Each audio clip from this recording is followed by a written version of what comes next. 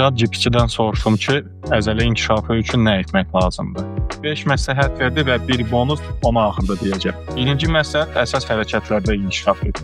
Yəni ki, baza məşqləri eləyirsən 6-12 təkrar və 3-5 set. İkinci məsləhət ChatGPT yazdığı kimi kişi kimi ye. Yəni normal qidalanma olmalıdır ki, inkişaf edəsən. Bir məsləhət həmişə sizə dediyim kimi yuxu ilə bağlıdır. Ya normalda 7-9, yəni ki, ortalama 8 saat yatmaq lazımdır. Dördüncü məsləhət proqramı tez-tez dəyişmək olmaz. Bir proqramı seçin, onunla heç olmasa 1 ay, 2 ay, 3 ay məşq eləyin, ondan sonra isə dəyişə bilərsiniz.